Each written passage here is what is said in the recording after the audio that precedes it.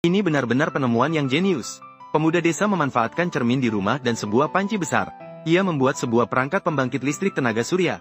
Arus listrik yang dihasilkan tidak hanya dapat menggerakkan peralatan rumah tangga, bahkan dapat menggerakkan sebuah pompa air.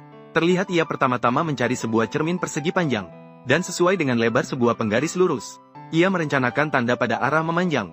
Sementara sisi vertikal direncanakan dengan ukuran yang sama. Dengan cara ini terbentuk beberapa kotak persegi yang ukurannya seragam. Pada setiap kotak persegi, ia menandai dengan nomor urut, agar memudahkan proses penempelan selanjutnya. Setelah itu, ia memotong permukaan cermin mengikuti garis tanda yang telah digambar, untuk membentuk bentuk memanjang. Kemudian ia melanjutkan memotong permukaan cermin yang berbentuk memanjang ini, hingga terbentuk beberapa lensa persegi yang ukurannya seragam. Proses pemotongan harus dilakukan dengan hati-hati, jangan sampai melukai jari-jari tangan sendiri. Selanjutnya, siapkan sebuah panci besar, kemudian oleskan lem kaca di bagian belakang setiap lensa, lalu mulai tempelkan dari tengah panci ke kedua sisi. Susun dari dalam keluar secara berurutan, hingga seluruh panci tertempel dengan sempurna. Tentu saja, lensa yang tidak beraturan di tepi panci masih perlu dipotong dan disesuaikan, untuk memastikan lensa dan panci dapat sejajar dengan baik.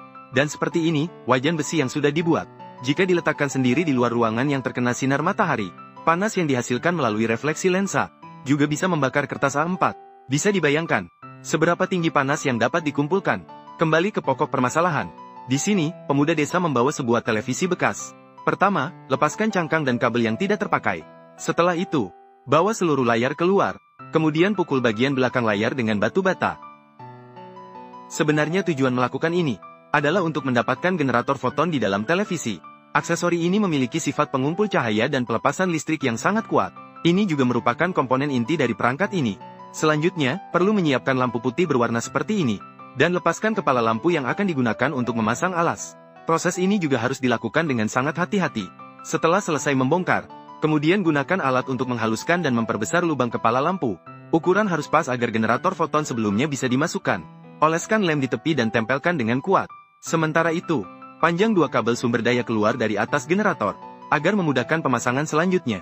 Dan untuk memudahkan penempatan, pemuda desa juga membuat sebuah penyangga sesuai dengan bentuk wajan besi. Sejak saat itu, perangkat pembangkit listrik tenaga surya buatan sendiri ini pun selesai dibuat. Terakhir, bawa perangkat keluar untuk menguji bagaimana efek penggunaannya yang sebenarnya. Sebelum digunakan, perlu menghubungkan sebuah colokan kedua kabel sumber lampu putih, agar dapat mengalirkan listrik. Saat itu, letakkan lagi wajan besi di atas penyangga. Dapat dilihat bahwa, baik kipas maupun pompa air segera beroperasi. Lepaskan wajan besi, dan langsung berhenti bekerja.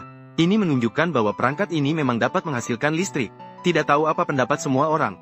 Bagaimana dengan perangkat pembangkit listrik tenaga surya yang dibuat oleh pemuda desa ini?